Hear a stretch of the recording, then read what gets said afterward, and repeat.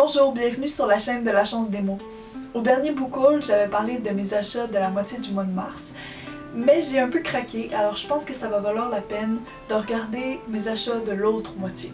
Commençons tout de suite.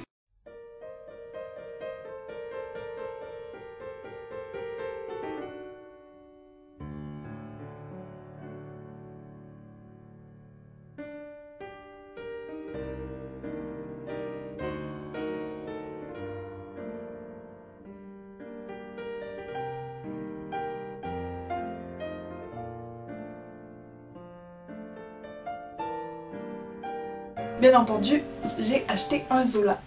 Po Boy de Zola. Alors déjà, j'ai acheté lui parce que j'ai trouvé l'édition vraiment magnifique, qui est vraiment sobre mais belle.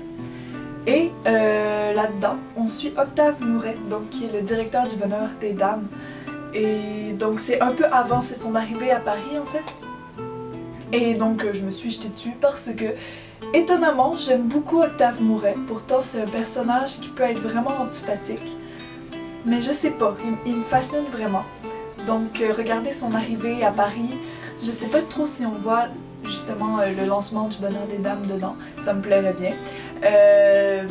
Voilà, c'est un univers qui me tente vraiment, en plus ça va parler vraiment des travers de la bourgeoisie. Et je pense que Zola n'est pas à l'une main morte pour décrire ça. Ça va être vraiment intéressant, j'ai l'impression. Après, c'est encore dans les ordres, j'ai acheté La Princesse de Clèves de Madame Lafayette.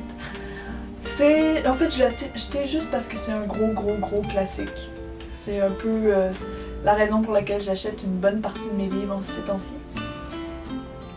Et donc, La Princesse de Clèves, c'est l'histoire, eh bien, de la Princesse de Clèves.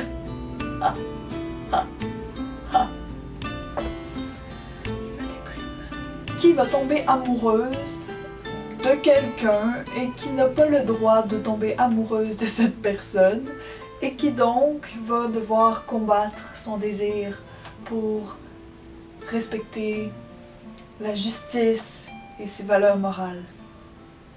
Voilà. Voilà. Pire résumé de tous les temps.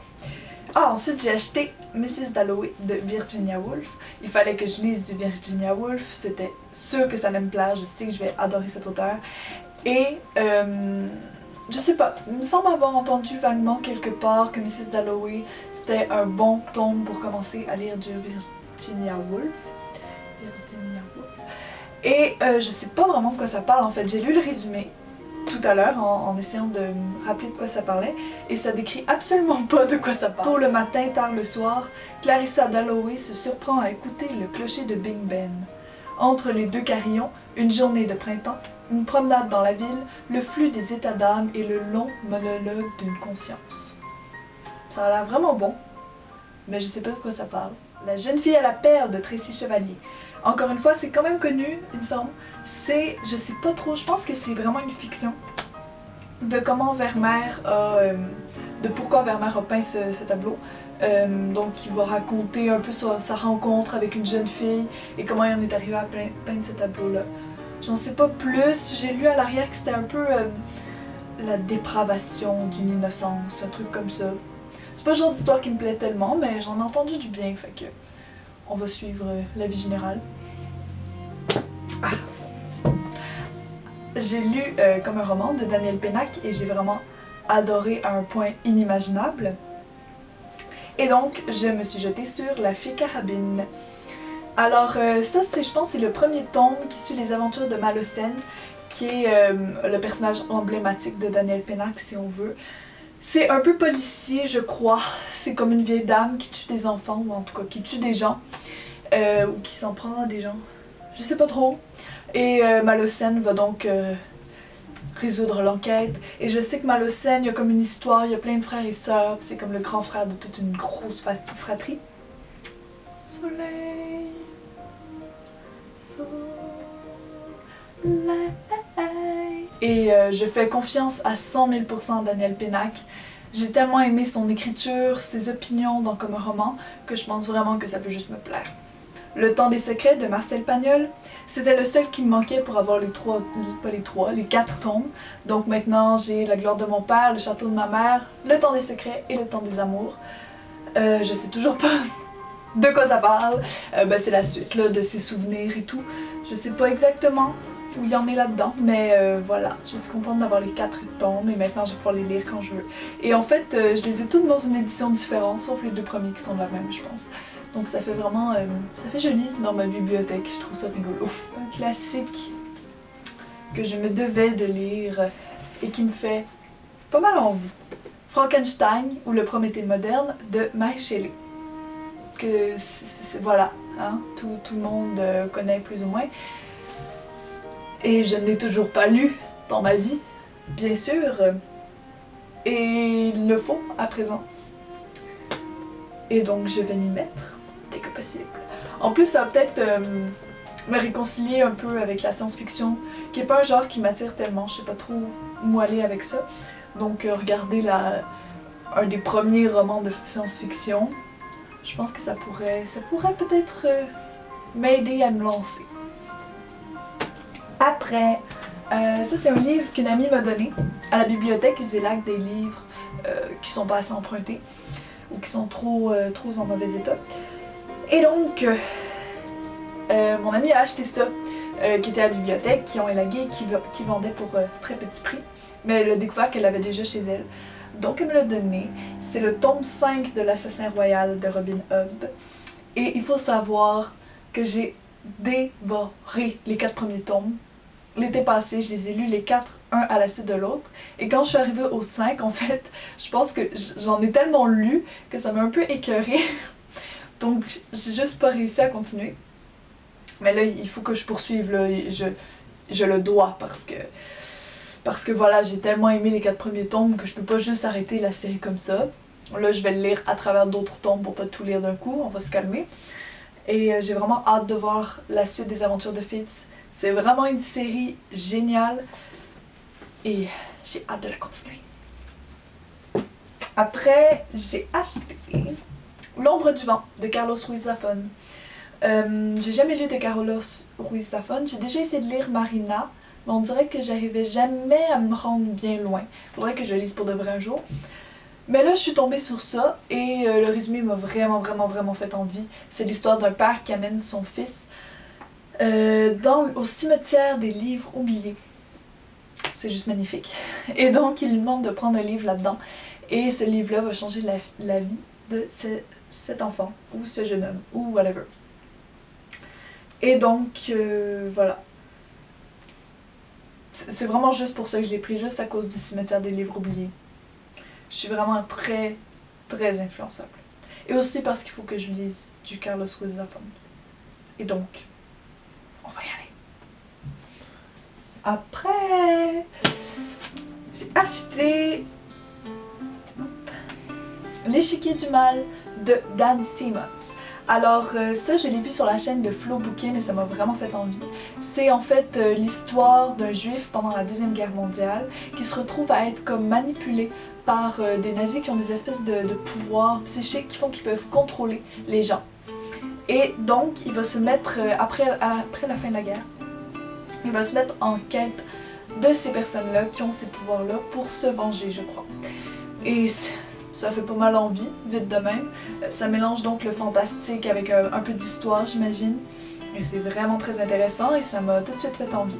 Donc quand je vais avoir envie de lire un truc un peu sombre et en même temps qu'il y a de l'aventure et une quête et en même temps un peu d'histoire, j'espère qu'il y a un petit peu d'histoire, je vais me lancer là-dedans. Après, j'ai fait une trouvaille juste géniale. J'ai trouvé Adrienne Mesura, j'ai encore le joli petit prix pour vraiment pas cher, comme on peut le voir ou pas. Adrienne Mesura de Julien Green. Et donc, ça fait vraiment longtemps que je le cherche. Il est extrêmement difficile à trouver, je sais pas pourquoi dans les librairies. Mais là, je suis tombée sur ça, puis en plus, c'est vraiment très beau.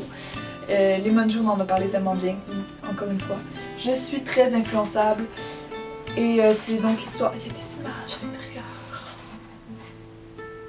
J'aime beaucoup les images.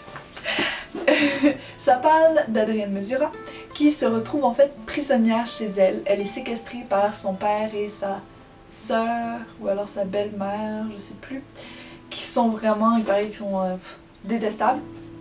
Et un jour, il y a un homme qu'elle va croiser qui va la saluer du chapeau. Touc! Et ça va prendre pour elle quelque chose de juste... Elle va tomber amoureuse en fait de cet homme-là.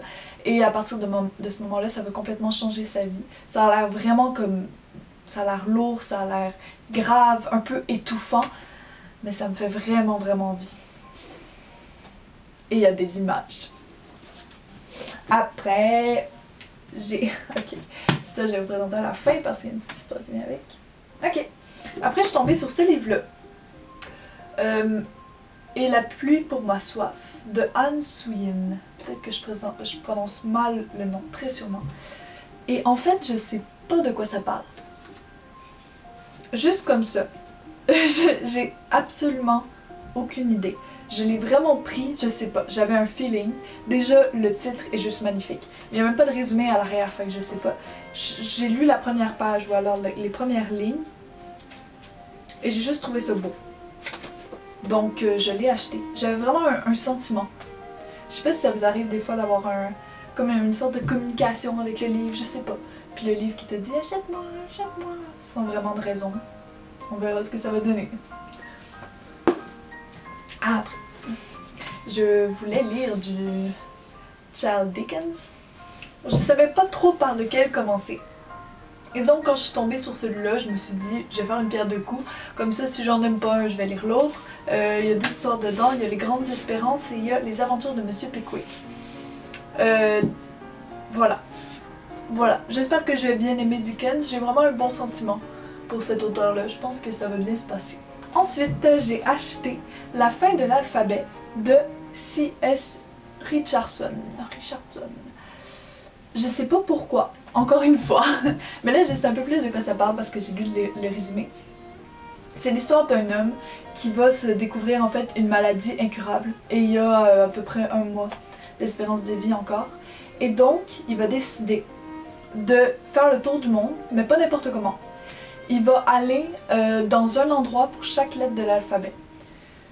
Donc il va voyager comme ça partout dans le monde. Donc mettons, je sais pas moi, le A, il va en Afrique. Et ainsi de suite. Mais je pense que c'est plus par pays que par continent. Sinon, et je sais pas, ça m'a vraiment attiré. Déjà le pitch était vraiment intéressant. Ensuite, le style de l'écriture a l'air un peu différent de ce que je suis habituée de lire. Ça m'a vraiment tenté. Et en plus, il est vraiment beau. Tout simplement. Voilà, j'ai trouvé très beau. Et il m'a tenté. Après... Ah, ça c'est encore un livre élagué. Ah, en fait, c'est ma mère qui me l'a donné.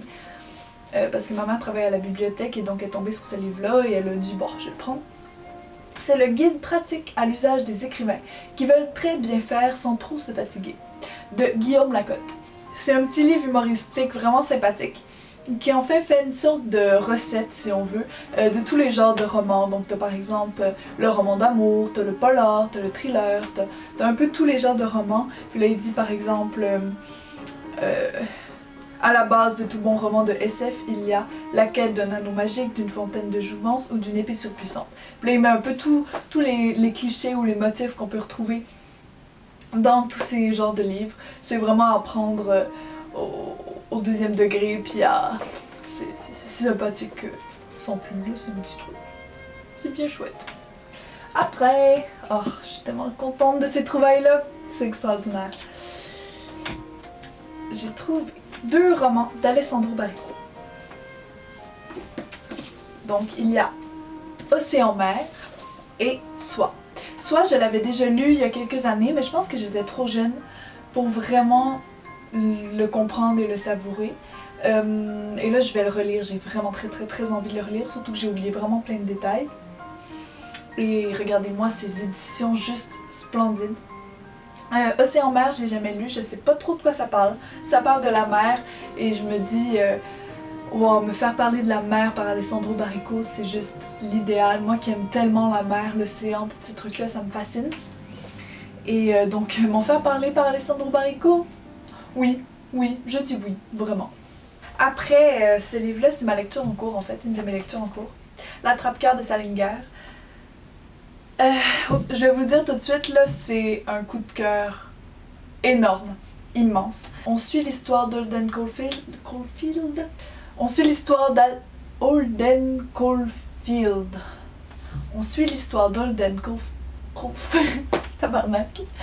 On suit l'histoire d'Holden Caulfield, qui est un jeune New-Yorkais. Tabarnak. On suit l'histoire d'un jeune New-Yorkais qui va se faire renvoyer de son école et qui donc va dériver pendant 3 jours partout dans New York et qui va vivre plein d'aventures et surtout réfléchir à propos de la vie, à propos de son but, à propos de où est-ce qu'il s'en va, d'où il vient. C'est vraiment quelque chose d'énorme et quelque chose de magnifique, mais je vais pas trop vous en parler maintenant. Et en fait, ce livre-là explique cet achat-là, parce que là-dedans, il parle de ces livres-là. Et en fait, c'est ça, le héros dit qu'il aime beaucoup ce livre-là et qu'il aimerait rencontrer Karen Blixen. Donc j'ai acheté La ferme africaine de Karen Blixen. J'ai déjà dit que j'étais extrêmement influençable. Je le suis. On parle, je pense, d'une fermière qui va se... Mais en fait, je pense que c'est autobiographique. Donc elle parle de sa propre expérience, est allée en Afrique et elle a eu une ferme en Afrique et donc elle va parler de sa ferme en Afrique, voilà. Et voilà, je l'ai vraiment juste acheté parce qu'il était dans le Trap-Cœur. Et j'ai pris en note tous les autres auteurs dont il parle. Et j'ai encore plus envie de lire du Thomas Hardy. C'est comme ça. Donc c'est tout pour ce mois-là. C'est quand même vraiment pas mal si on considère que j'en avais déjà acheté d'autres avant, dont je l'avais déjà parlé. Je suis vraiment influençable. Et j'ai une pile à lire juste immense. Et je l'aime d'un amour fou. J'espère que vous éprouvez le même amour pour votre pile à lire, vraiment. C'est tout pour aujourd'hui. Donc j'espère que vous avez fait des belles découvertes ce mois-ci. Et on se dit à la prochaine. Bye bye!